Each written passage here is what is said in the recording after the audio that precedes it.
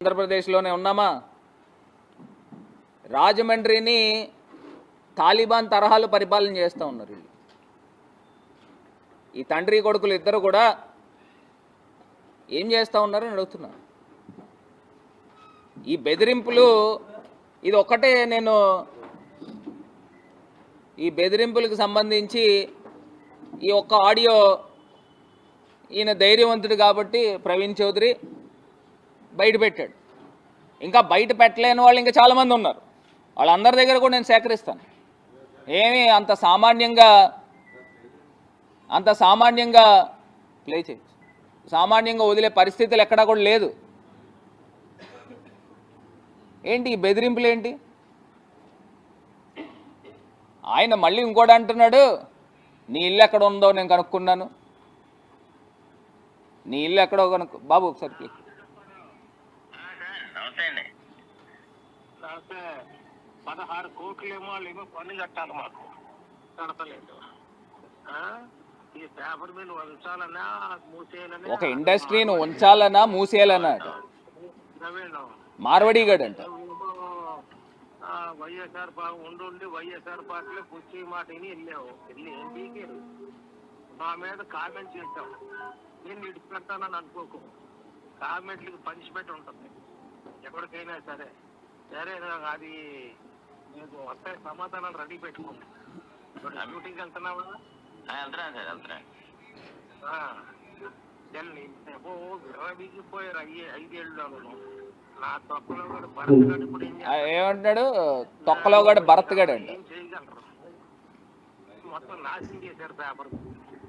అప్పుడున్న పరిస్థితుల్లో తెలుసు. నువ్వు ఎందుకు వెళ్ళావు నాకు తెలుసులేవయ్యా బాబు. ఇప్పుడు రాజయ్య మనల్ని ఇది చేస్తారు కదండి. బుచ్చే చౌదరి సలహా మీద వెళ్ళాడు. ఏం చేస్తాడు బుచ్చే చౌదరి? ఏం చేస్తాడు? వైఎస్ఆర్ దొంగ ఉంది ఇక్కడ మొత్తానికి. దాన్ని మా యోగ నిద్రలో పోయింది. అది 10 ఏళ్ళు అయినా లేవదు ఇక్కడ. కానీ మిమ్మల్ని అంత తేలిగ్గా ఇచ్చి పెడతామని అనుకోకండి. ఆ రోజు నువ్వు హెచ్చరిక మా మీద ప్రెస్ మీట్లు పెట్టావు. నువ్వు ఏమనుకుని పెట్టావు? నీ తాహత ఏంటి? నువ్వేంటి? నీ తాహత అంటే అతను ఎమ్మెల్యే, అందుకనే నీ ఇల్లు ఎక్కడో వాళ్ళ తాతగారు 2 సార్లు ఎమ్మెల్యే చేశాడు. ఆయనది అదే తాహత. మరి ఇంత దారుణంగా బెదిరింపులు చేస్తూ ఉన్నాడు. మళ్ళీ అది చెప్తున్నాడు అది ఫేక్ అని చెప్తున్నారు. ఇప్పుడు మావాడు ప్రవీణ్ కూడా ఛాలెంజ్ చేశాడు, పాలిగ్రఫీ టెస్ట్కి సిద్ధమా అని. ఏమండి అప్పారావు గారు, ఆయన పాలిగ్రఫీ టెస్ట్కి సిద్ధంగా ఉన్నాడు. అంటే పాలిగ్రఫీ అంటే లై డిటెక్టర్. మీరు సిద్ధమా అని అడుగుతూ ఉన్నాం. ఇప్పుడు మీరేదో తీసుకుని వచ్చి ఒక మిమిక్రీ ఆర్టిస్ట్ని తీసుకొచ్చి ఏదో పెట్టారని చెప్తా ఉన్నారు. ఇప్పుడు ఆయన గొంతేమో, ప్రవీణ్ గొంతేమో కంచుకంఠం. ఆ గొంతు ఎవరైనా ఈజీగా ఐడెంటిఫై చేసేస్తారు. దాన్ని ఏదో ఒక మిమిక్రీ ఆర్టిస్ట్తో చేయించారని చెప్తా ఉన్నారు. ఇప్పుడు ఇది క్లియర్ కట్గా ఒక ఫోన్కి వచ్చింది. ఆ ఫోన్ నెంబర్తో పాటు క్లియర్గా రికార్డ్ అయ్యి ఉంది. ఆ రికార్డ్ అయ్యింది ప్రజల ముందు పెడతా ఉన్నాం. మరి ఇంత దారుణం ఇది ఈయనకేం కొత్త ఏం కాదు. గతంలో కూడా ఒక వాలంటీర్ అమ్మాయిని కూడా ఏ స్థాయిలో బెదిరించాడో మన అందరం కూడా చూసాం. మొన్నటికి లాస్ట్ టైం ఇక్కడ మోరంపూడి ఫ్లైఓవర్ దగ్గర కూడా అక్కడ కూడా ఇష్టం వచ్చిన మాటలు మాట్లాడాడు. అవి కూడా వీడియోలు తీస్తున్నాం. ఇవన్నీ ప్రజల ముందు పెడతాం. ప్రజలు నిర్ణయించండి. ఇప్పుడు వీళ్ళని ఎంత గొప్పవాళ్ళని మనం ఎందుకు ఎన్నుకున్నాం? ఇప్పుడు నేను చేసిన తప్పేంటి అని అడుగుతున్నా.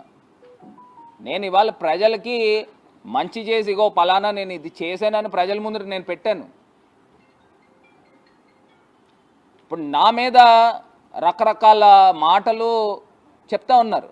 నాకు ఒకటి అర్థం కావట్లే. రాజమండ్రిలో నాకు తెలిసి ఒక 7-8 వేల మంది వ్యాపారస్తులు ఉంటారని నేను అనుకుంటున్నా, లేకపోతే 10,000 మంది ఉంటారని అనుకుంటున్నా.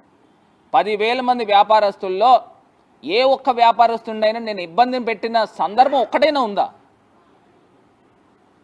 ఇంకా వ్యాపారస్తులకు మంచి చేశాను. ఎక్కడ కావాల్సి అక్కడ రోడ్లు వేసాము. ఎక్కడ రాజమండ్రిని ఒక అందమైన నగరం కింద తీర్చిదిద్దాను. మీరు ప్రతి వ్యాపారస్తుడిని కారులో ఈ చిట్ ఫండ్లు అప్లికేషన్లు పట్టుకుని తిరుగుతున్నారంట. ఓ 15-20 అప్లికేషన్లు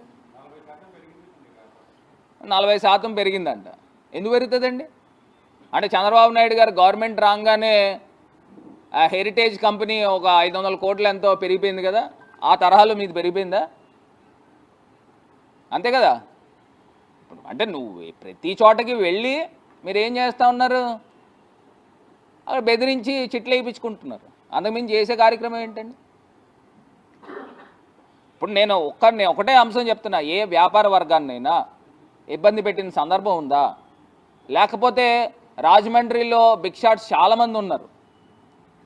ప్రతి చోట కూడా అందరికీ ఆస్తుల విలువలు పెంచే విధంగా నేను రోడ్లు వేయించాను, పెద్ద పెద్ద రోడ్లు చేయించాను, అందంగా బ్యూటిఫికేషన్ చేయించాను. రాజమండ్రిలో ఆస్తులు ఉన్న ప్రతి ఒక్కరికి కూడా ఎప్రిసియేషన్ పెరిగింది. మరి గతంలో ఇన్ని ప్రభుత్వాలు వచ్చినప్పుడు ఎవరు చేశారని అడుగుతున్నా. ఇప్పుడు ఇదే వీళ్ళు చెప్తున్నారు కదా, ఏదో ఆదిరెడ్డి కుటుంబం అని వీళ్ళు చెప్పుకుంటున్నారు కదా, మీరు 4 పర్యాయాలు చేస్తున్నారు. రాజమండ్రిలో ఒక ఎమ్మెల్సీగా, ఒక ఎమ్మెల్యేగా, లేకపోతే ఒక మేయర్గా, ఇప్పుడంటే కొత్తగా వచ్చాడు అనుకోండి, పోనీ 3 పర్యాయాలు చేశారు, నేను 1 పర్యాయం చేశాను. మీరు ఎంత డెవలప్మెంట్ చేశారు, నేను ఎంత డెవలప్మెంట్ చేశారు, చర్చకు సిద్ధమా అని అడుగుతున్నా. డైరెక్ట్గా సూటిగా సవాల్ ఇస్తుతా ఉన్నా. Subscribe to Social TV Telugu for more videos. Hit the bell icon for faster updates.